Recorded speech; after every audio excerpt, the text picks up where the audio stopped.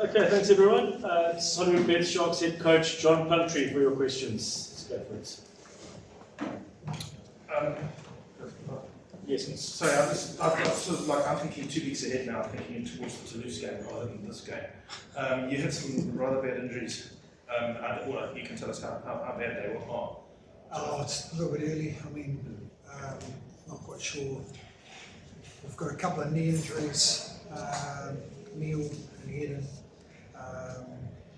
Andre, and obviously Fussy. I'm not sure I haven't really caught up with the medical team with him yet, but he's gone to hospital over a scan, I think.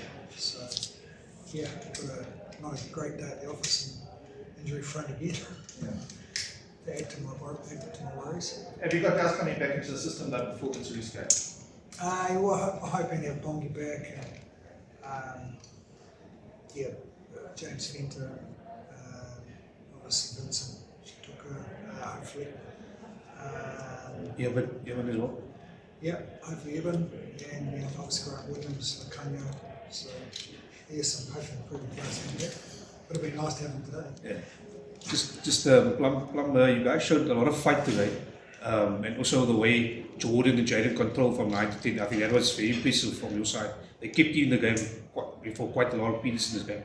Oh yeah, that's right, and that's what I just spoke to the boys. We're like a game can you win and lose, and there's some big moments that we look back on and we didn't control well.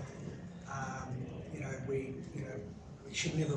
They should never be able to. We should never concede a try like that in the last 7 minutes ago with our forwards. But I think they were just. I think they were just ringing. I think they were ringing down. I think, but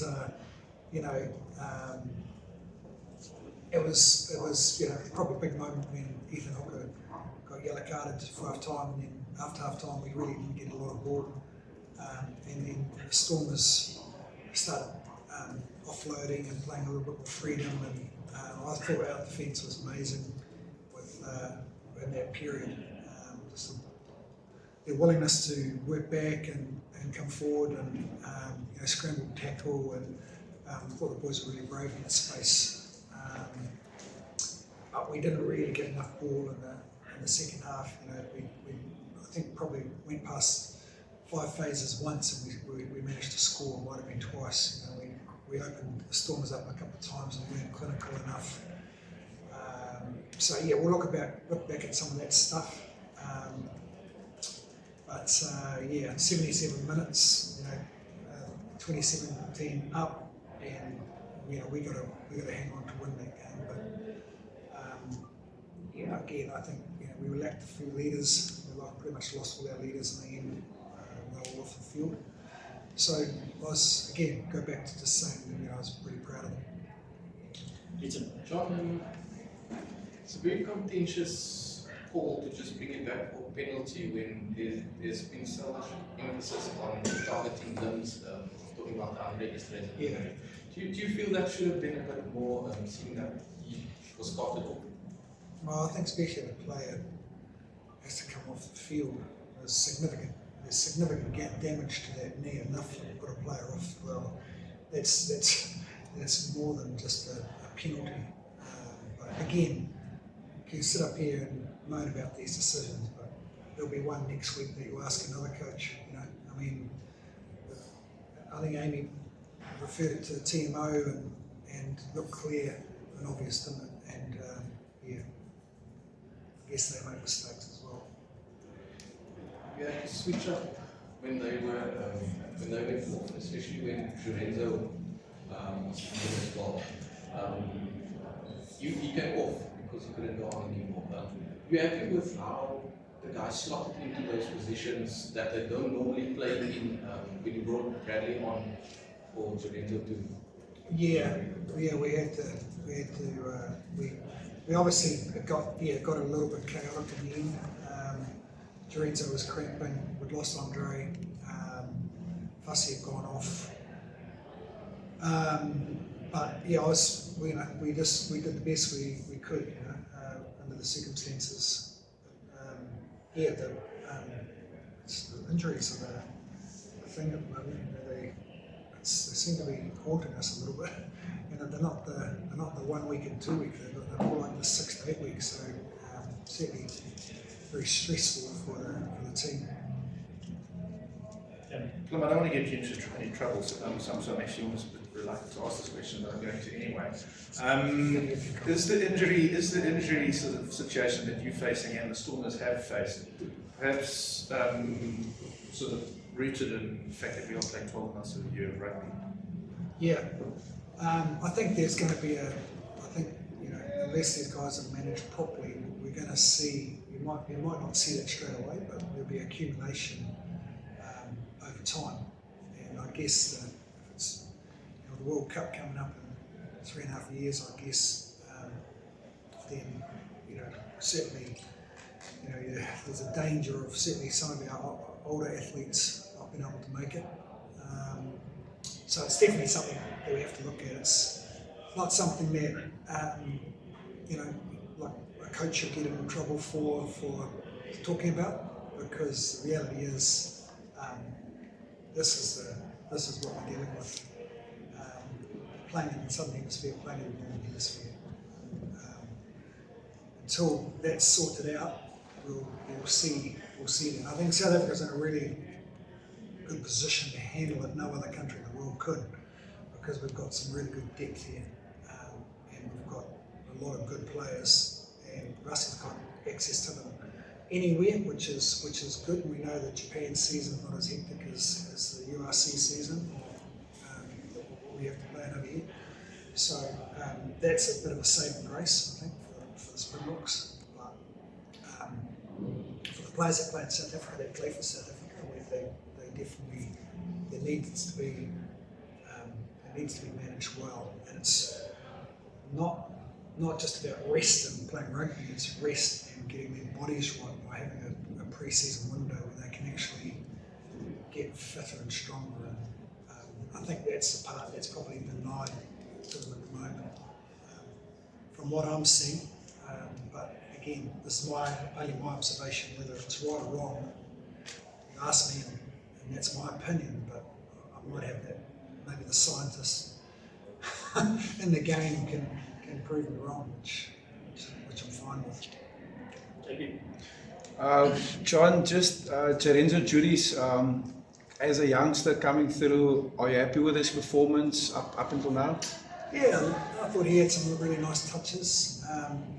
There's some small parts to his game that he still needs to improve on, and that's just through lack of game awareness and understanding. But that's stuff that he'll just get better at with more opportunities like this on the big stage, and learning from other players. So he'll just get better and better as long as he's got a willingness to learn and be better. Because we all know coming out of age grade rugby and stepping up to this as a big time, there's a gap. Because there was moments in the game where he was the spark. Like when he was the spark, he put you guys on the front foot. So I think just that transition, it's something good, especially if he's not your first or second choice, because there's guys you spoke about, Lucanio. It's nice to fall back onto somebody like that can actually bring it to the opposition. Yeah, and it's nice that he can learn behind a guy like Lucanio. Yeah. And learn from him. So definitely. And just in terms of when you analyze the Stormers, the unstructured play that they brought to the table, do you think that was something, or did you focus a lot on that? Because in the game you could see when they started to bring the unstructured play, the X-Factor players, the Mani, the Warwick's, they were asking some serious questions. Yeah, particularly when we had 14 men, but the first half it didn't bother us. But as a game sort of wore on and they got a bit more confidence in that space, then they became a real handful. But again, I thought we looked after Mani, scored a good try, and we were with 3 minutes to go with all of if you think back to the players that I don't have here, and then the players that were sitting on that sideline at the end of the game, there's 15, 16 players, So that's why I was so proud of the rest of those boys. What's your take on augmenting the scrums? Seems to be a bit of when you guys started off well, the Stormers seem to get some dominance, but just your thoughts on how the scrums went. Obviously, you come into a game, you've got sort of high-profile props So just your thoughts. Yeah, I think we were better than last week. I thought, generally we were okay. Vincent Corker's had a tough couple of weeks in terms of preparation. Took him across the UK to play against Leicester, and he couldn't play because of a neck injury, and he had to have a rescan, so he couldn't do anything. And then he struggled in the Bulls game a little bit. And then this week he picked up a stomach bug on Tuesday, couldn't train for the rest of the week, and then he just made it today. So he's had a real rough patch. But I thought that's why he couldn't go much further than half time today. But I thought he was, for the prep that he's had, he's just going to get better and just needs to be able to stay on the field. I thought Ox was good. Dylan Richardson needs time at hooker. He's getting that now. Obviously being a loose forward. And Bongi's always going to be a big loss for us. And then you look at a guy like Evan, who's such a brilliant scrummager.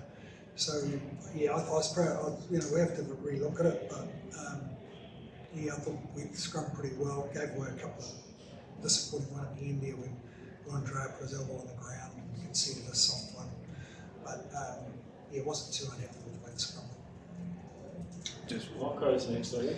Coach, just going back a year, the Sharks were in a different place as to where they are now, having won a couple of titles later. I know it's cliche, but what do we learn about trusting the process, especially when people don't always buy into that particular process, especially where the Sharks were concerned?